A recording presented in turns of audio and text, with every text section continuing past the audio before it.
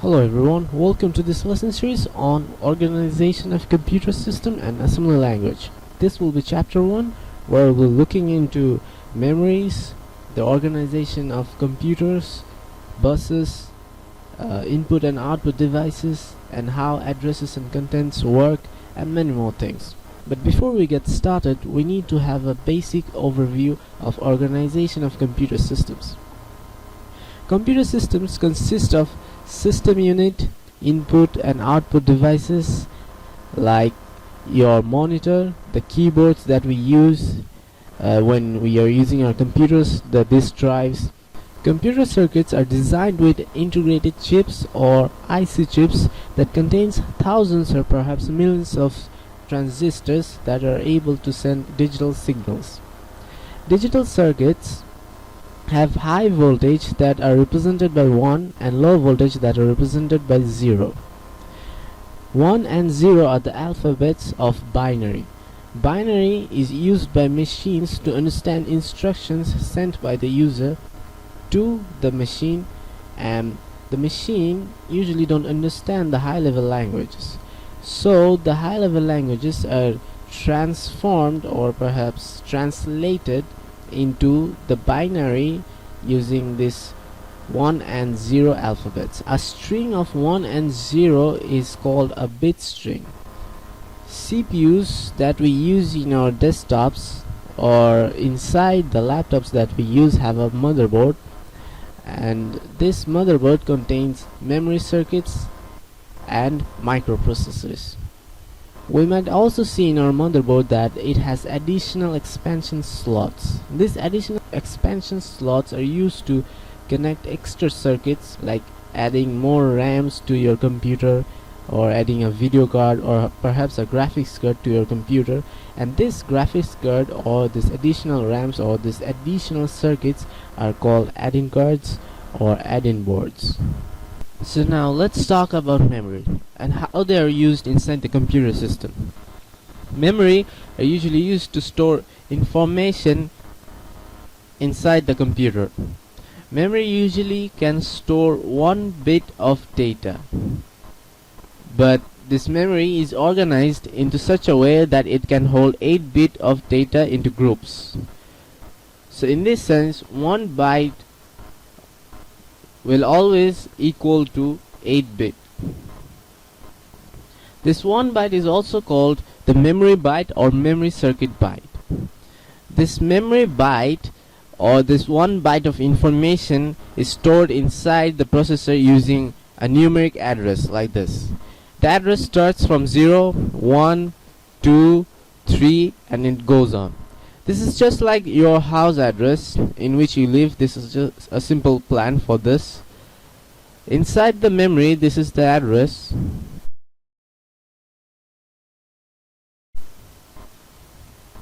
And this information are called content. These are the contents of the address. Now we need to remember that the address inside the processor for memory byte does not change, but these contents inside these addresses will vary from time to time, and that is very important. So these contents are temporary, but the address, the numeric address, is always permanent. The address works similarly like this. For example, this will be road 1. Let's assume that this is road 1, this is road 2, this is road 3. So the road 2 has got, suppose this is a school. The school is a content inside the address road 2. Let's assume this is a bank, and let's assume this is road 4. So road 4 has a bank, this is a content, and this is the address. So road 4, the numeric address contains a bank in its contents. This will be known as contents inside the processor, and this will be known as the numeric address inside the microcomputer system. We also need to remember that this address, the numbering of this address will always start from 0, and the content contained inside this address will always be 8 bit.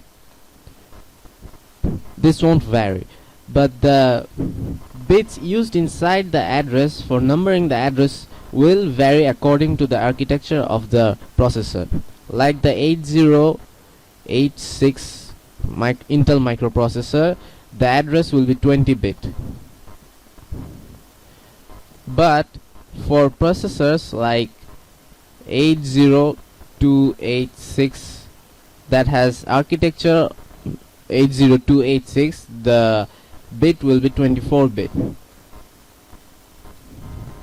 The last thing that we need to remember is that the number of bits used inside the address, like this 20-bit for 8086 architecture and this 24-bit for 80286 architecture, is used to determine the number of bytes that can be accessed by the processor. If the bit is higher, the byte accessed will be higher, and if the bit is lower, the byte inside this content will be lower. So now let's look at how words are stored inside the memory. But first we must understand how this bit byte position works. This diagram demonstrates how byte bit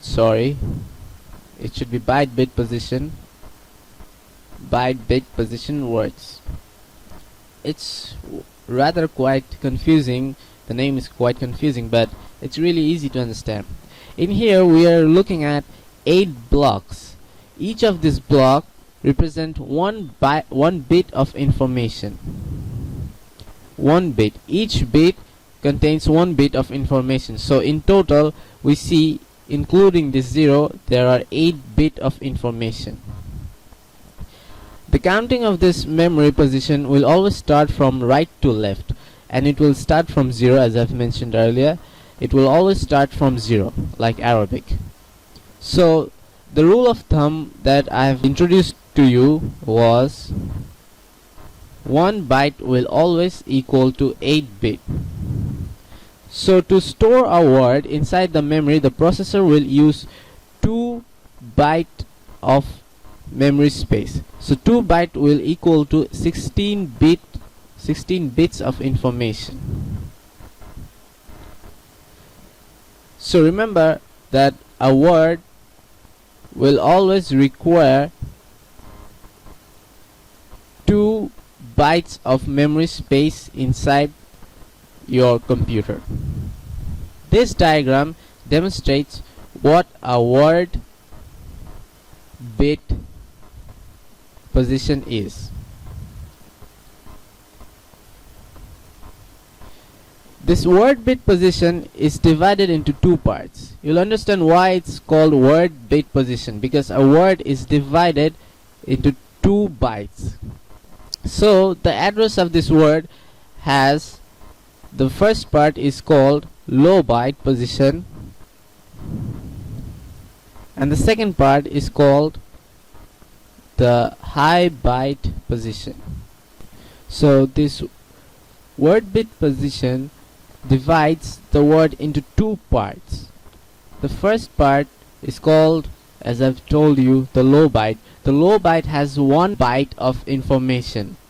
This 1 byte of information has 8 bits starting from 0. The high byte has another 1 byte of information. It starts from 8 and ends at 15.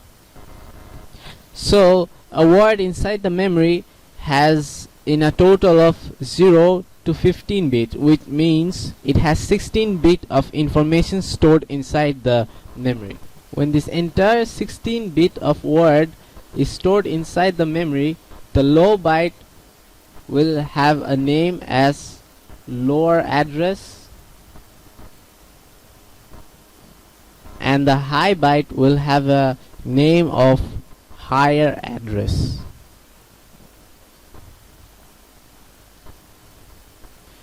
The processor can perform 2 forms of operation on the memory.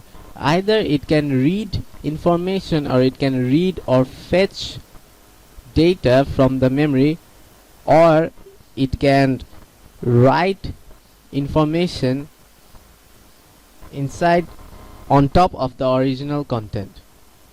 So when the contents are read from a memory location, the processor only gets the copy of the existing information from the memory.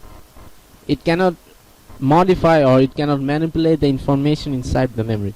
But when it wants to write, it first asks for the information, then it modifies it or replaces it with the new information and places that information in the existing memory location.